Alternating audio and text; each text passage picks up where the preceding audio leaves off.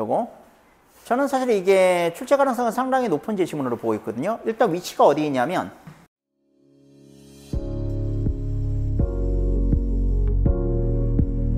자, 기계학습 개념을 정확하게 잡는 게 목표야. 자, 컴퓨터에 데이터를 주고 학습하게 함으로써 스스로 규칙을 찾는 방법입니다. 이거는 초창기 지식 기반 학습과 구별해야 돼요. 무슨 얘기냐면 얘들아, 처음에 인간이 컴퓨터, 인공지능을 발명하고 나가지고 인공지능이 사람보다 훨씬 똑똑하게 발전할 줄 알았어요. 왜냐하면 얘네들은 초창기 인공지능이라는 건 계산기잖아요. 계산기. 그지? 인간이 못하는 계산을 아주 수월하게 하니까. 근데 문제는 뭐냐면 이게 어느 정도 지나니까 한계에 봉착해버린 거야. 얘가 인간이 못하는 건 잘하는데 인간이 잘하는 건 하나도 못해요. 대표적인 게 개와 고양이 구별을 못해. 그리고 로봇으로 치면 이족보행 이런 거 되게 못해요. 근데 사실 그런 것들이 쉬워이지만 인간이 오랜 진화 과정을 거치면서 얻어낸 결과물이거든요. 어떻게 보면 못하는 게 당연한 겁니다. 근데 그걸 하게 만들려고 수많은 입력값을 주는데 출력값이 그렇게 안 나오는 거야, 무조건. 그러니까 이게 초창기 지식 기반이라는 것은 전자계산기랑 똑같은 거예요. 입력값을 주면 어떤 시스템에 의해 가지고 출력값이 나오는 거거든. 그러니까 입력값을 엄청 주는 거야. 개의 특징, 고양이 특징을 막 집어넣어. 그 다음에 구별해놔! 이러면 구별을 못해요. 왜냐면 예를 들어서 고양이의 특징, 발 4개 달린 거 이랬는데 사고로 얘가 발이 하나 없을 수도 있잖아. 그지? 그럼 발이 3개니까 얘는 고양이 아니야. 이렇게 판단해버리는 거야.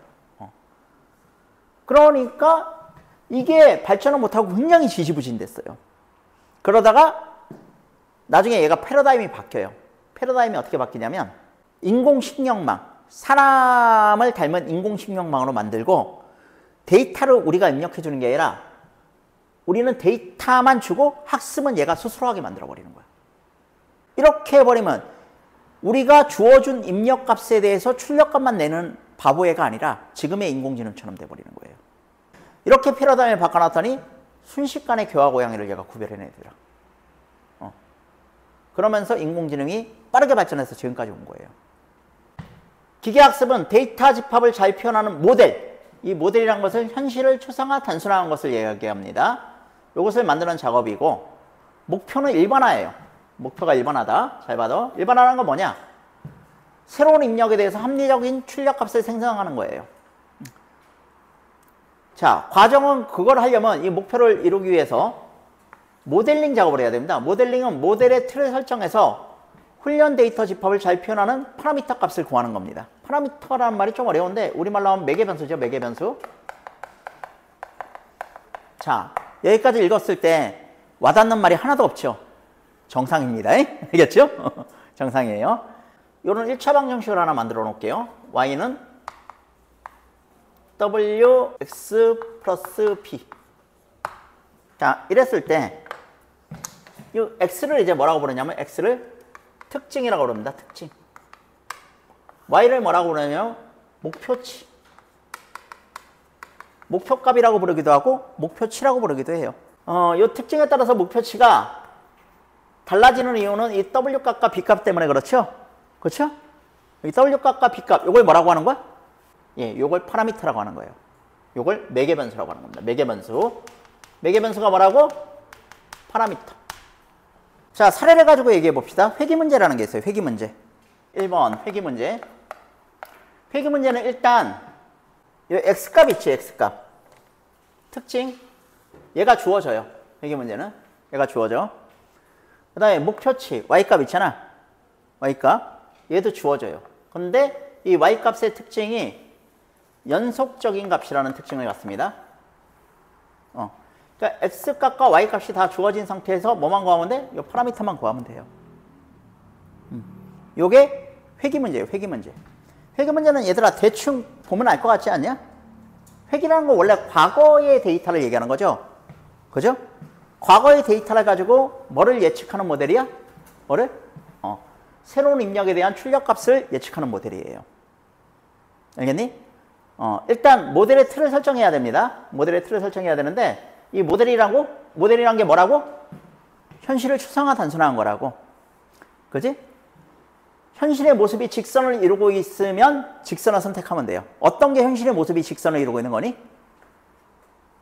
굉장히 많은 것들이 있는데 제가 굉장히 쉬운 예를 하나 들어주면 사람들이 관심을 많이 가지는 것 중에서 집값 예측표가 있어요. 집값 예측표. 앞으로 집값이 어떻게 될 것이냐.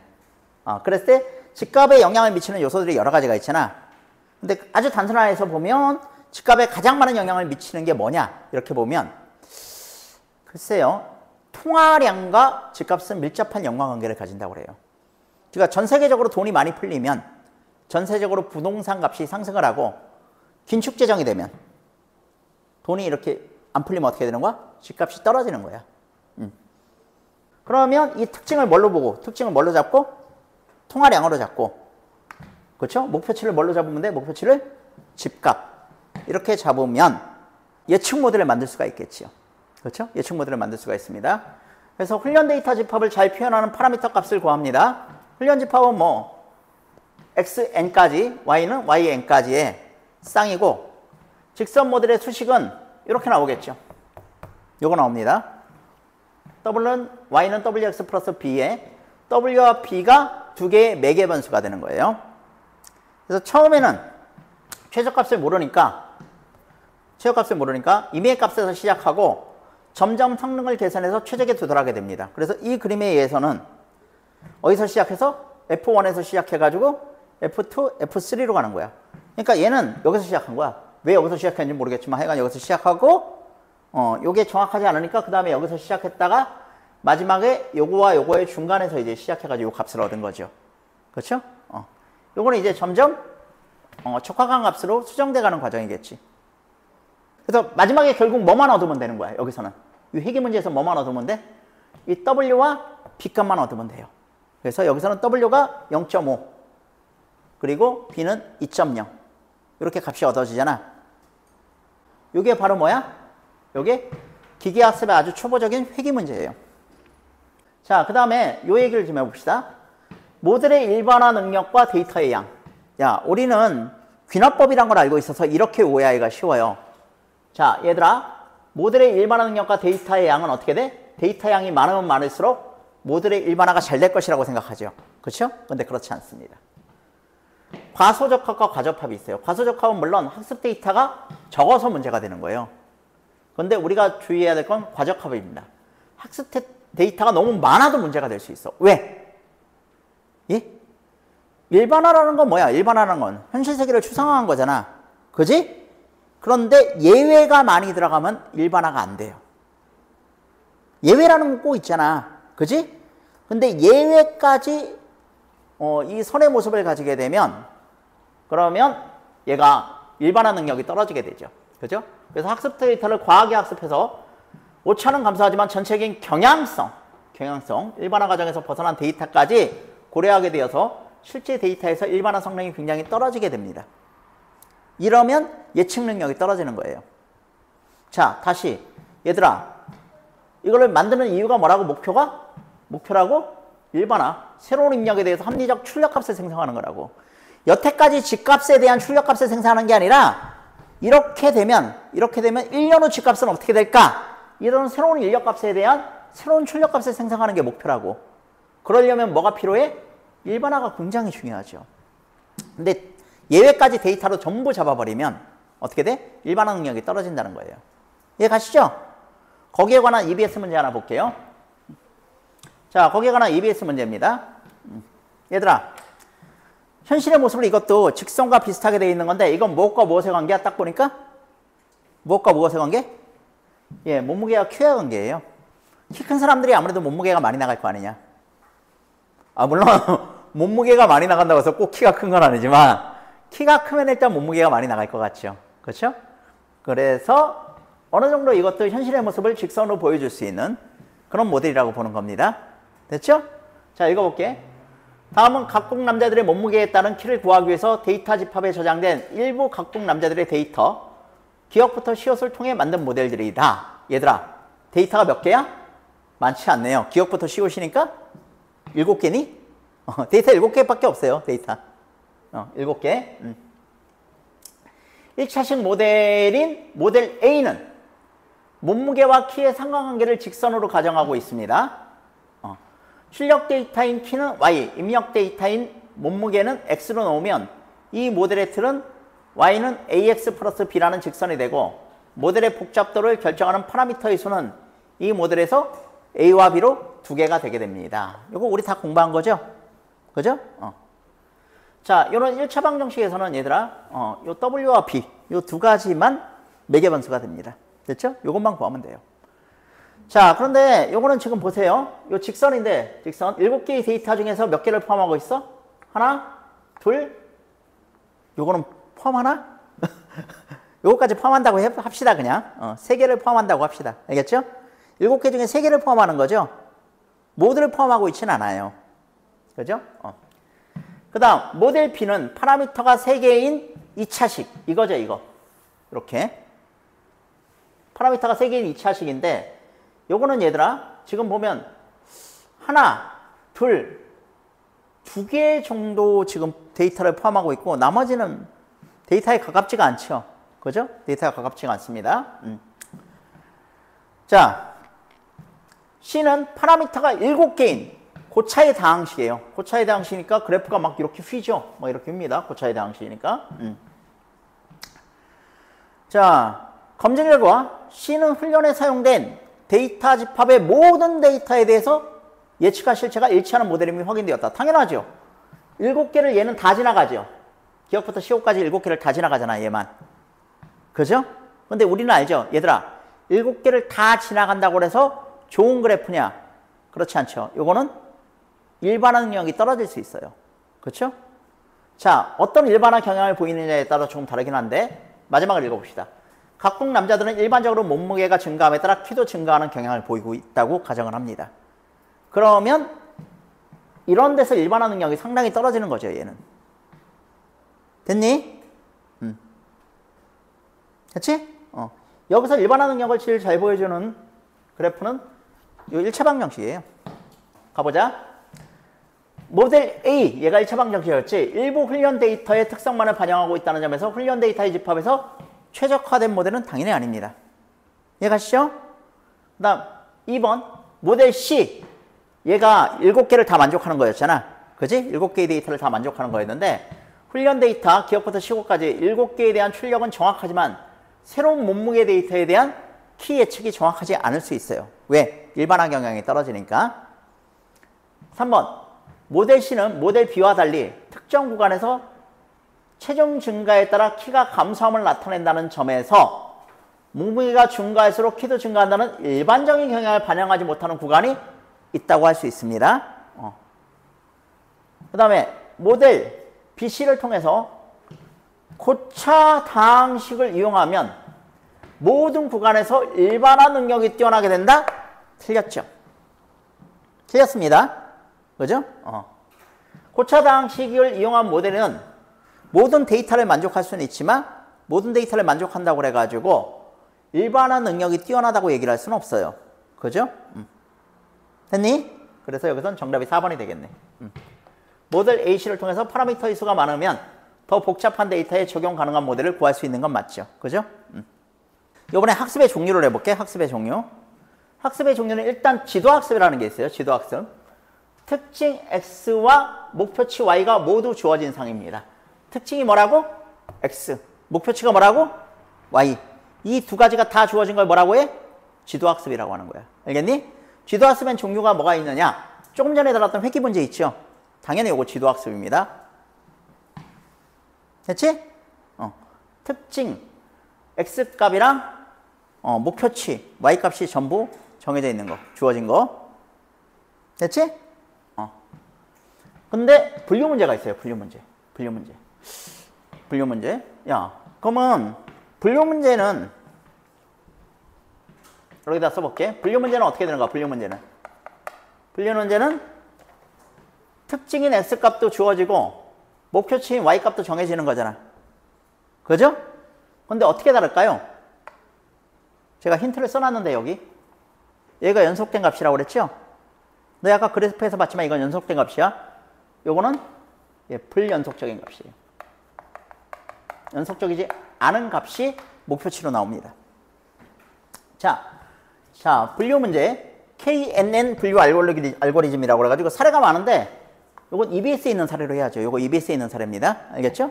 KNN 분류 알고리즘이에요. 자, 이건 목표가 뭐겠어? 목표가 뭐겠어?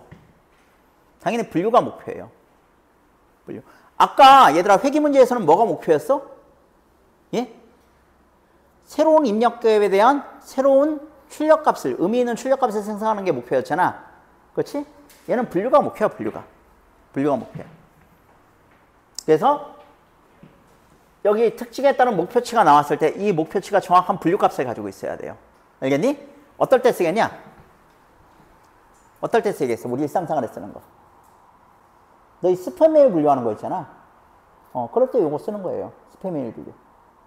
여기서 뭐 간단하게 지금 보면 세모와 네모가 있잖아. 세모와 네모가 있으니까 뭐라고 할까? 이 세모를 스팸 메일이라고 하고 이 네모를 일반 메일이라고 하죠, 그냥. 이걸 분류하는 겁니다. 이걸 분류할 때 자, 새로운 데이터가 입력되었을 때 가장 가까운 데이터 K개를 이용해서 해당 데이터를 유추하는 알고리즘이에요. 아, 그러니까 K는 알고리즘이라고 그랬을 때 이 K는 뭐를 얘기하는 거야? 이용 데이터의 숫자를 얘기하는 거야. 이용 데이터의 수. K개를 이용한다. K개를.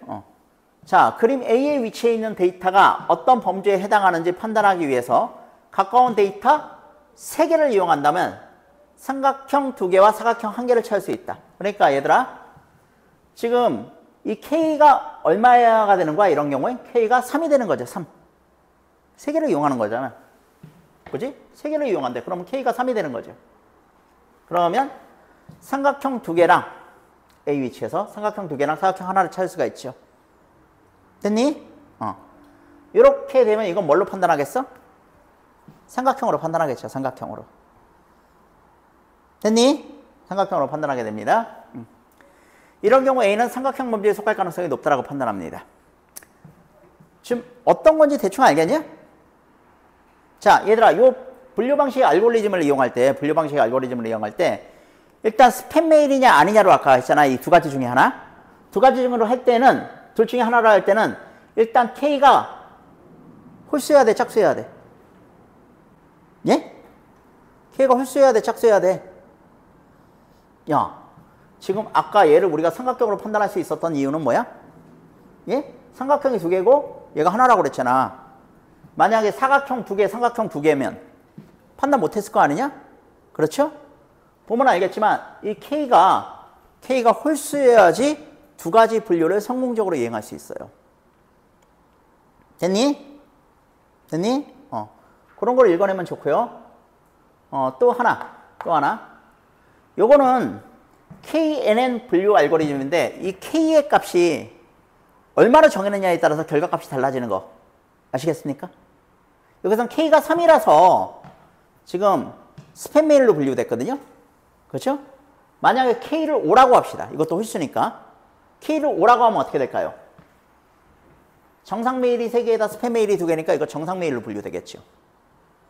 그렇죠? 그러니까 이 K값은 홀수로 하는 게 좋은데 이 K값을 뭘로 설정하느냐에 따라서 결과값이 달라지게 됩니다. 됐니? 그리고 이 알고리즘의 전제를 한번 생각해 봅시다. 이 알고리즘의 전제는 어떤 생각의 전제가 돼 있어요? 예? 가까운 값이 유사한 값이라는 전제가 있는 거죠. 이런 전제로 깔아놓은 알고리즘입니다. 자, 이거는 비지도 학습이에요. 비지도 학습. 특징 X는 주어지는데 Y가 주어지지 않는 상황이에요. 그래서 뭘 가져가냐면 군집화 작업. 이게 중요합니다. 제일 많이 쓰이는 게 고객 성향에 따른 맞춤 홍보 응용. 여기가 굉장히 많이 쓰인다고 그러죠. 자, 얘들아, 비지도 학습이야. 세 번째, 비지도 학습. 자, 요 두 개는 지도 학습이고, 비지도 학습으로 가면, 얘들아, 뭐는 주어지는데? 예? 요 특징 X는 주어지죠? 근데 뭐는 주어지지 않는다고? 목표치 Y가 주어지지 않아요. 요게 비지도 학습입니다. 됐죠? 그래서, 사실 이제 K평균 군집화 알고리즘이라는 게 있거든요. 주어진 데이터를 K의 군집으로 묶는 알고리즘이에요. 일단 처음에 뭐부터 해야 되냐면 데이터 수집부터 해야 됩니다. 고객 데이터가 여러 개의 데이터가 있잖아. 고객 데이터가 여러 개의 데이터가 있어요. 고객 데이터가 뭐 연령에 관한 데이터, 뭐 고객이 사는 지역에 관한 데이터, 구매 성향에 관한 데이터, 여러 가지 데이터가 있을 수 있지 않냐? 그지? 일단 이렇게 데이터를 먼저 수집을 해요.